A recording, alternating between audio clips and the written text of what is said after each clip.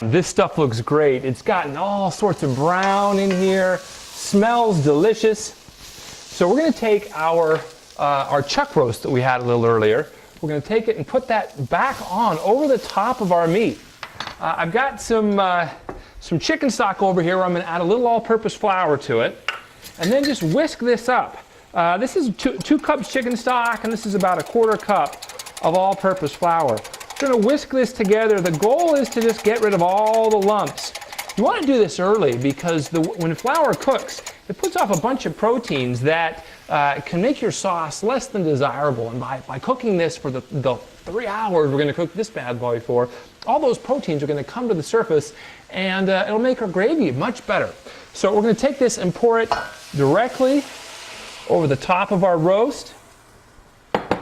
We're going to take, I've got a bottle of Cabernet here. Now, if you're worried about alcohol, because even though we're cooking this for 3 hours, it's not all going to cook off. If you don't like the worry about alcohol, just go and get some regular de-alcoholized wine. I picked this up at the local wine, or at the local Italian importer. It was like $6. It's going to give you a lot of the same flavors. Is it going to be exactly the same? No, but who cares? It's your dish. You'll love it.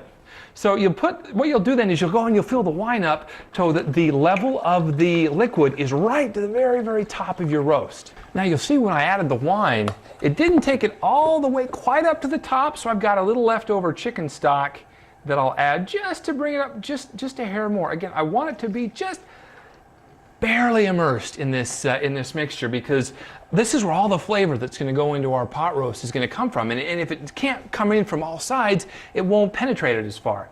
But so now that I've added some chicken stock, I've got some thyme here. This is, I don't know, about 5 sprigs of thyme. Some bay leaf. Love bay leaf. It's one of the few herbs that actually tastes better dry than it does fresh. Put in some bay leaves, and then the secret ingredient in my pot roast. You got to promise not to tell anybody. Yeah, right. Is some anchovy paste. I'm going to put in about 2 tablespoons, which is about 2 inches long of anchovy paste.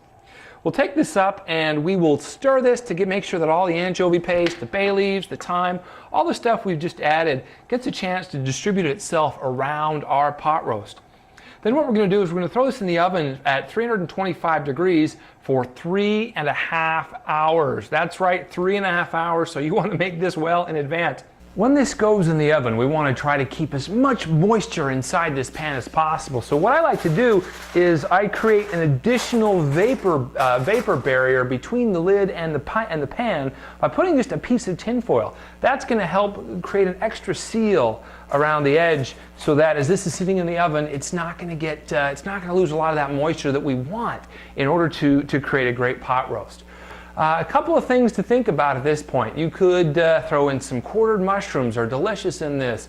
Maybe some whole cloves of garlic. You know, this is your pot roast. You know, I may be the guy who's showing you how I make my pot roast, but feel free to get creative as you're in your own kitchen, because there is so much different flavor you can get in here. Just remember the basics. That mirepoix, the onion, celery, carrot, some stock and some red wine, some anchovy paste, thyme, bay leaves. Remember that, and of course brown your meat, and you'll have a delicious pot roast.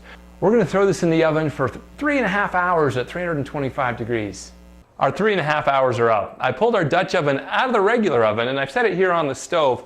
It's important at this point to let your meat rest for a good 15 to 20 minutes. In fact, it's as important to let it rest as it is all that other good stuff we put in it. The reason being, as the meat cools down, it starts to reabsorb a lot of that liquid that it's sitting in back into the roast.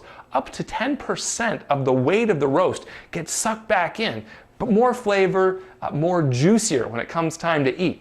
So what we're going to do is we're going to take our lid off, and it's hot, so make sure you use a hot pad. Set it some place where it's not going to burn your countertop. Take the tin foil off.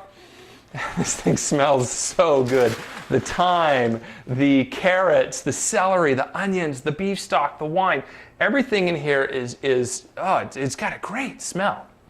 Before we make our pan gravy, what we want to do is get all the fat. There's always a little layer of fat, a film that forms right on top of the stock. So what you want to do is grab a ladle and tilt it sideways. You've got two layers. You've got your beef stock layer, and then you've got just on top of that a little layer of film. What you want to do is take your just a regular soup ladle and just skim the top of that up. In fact, you can just dip it down and let the fat get into your spoon. So we'll take just a little care to make sure we get the fat off the top, and save this fat because it's got a lot of flavor in it. In fact, if you go to my website, cookwithtom.com, there is a great recipe for sage and prosciutto popovers that will use this fat. So once we've got all the fat skimmed off the top, and we'll set that over there, what we're going to do is we're going to take all this delicious flavor that's sitting here in the stock, and we're going to reduce it down. We've essentially already made our gravy,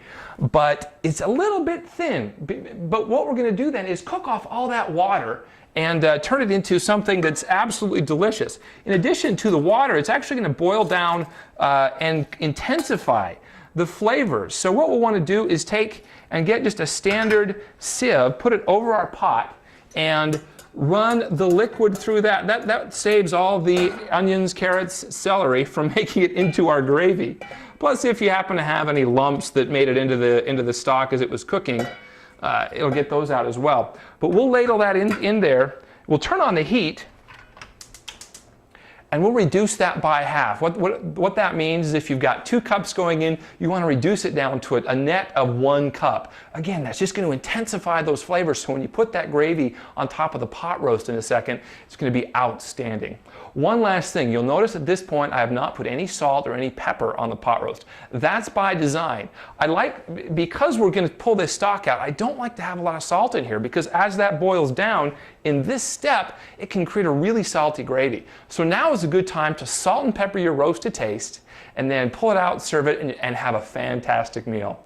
I'm Tom, this is Cook with Tom. Thanks for watching. If you have any questions or comments, please go to my website, cookwithtom.com. See you next time.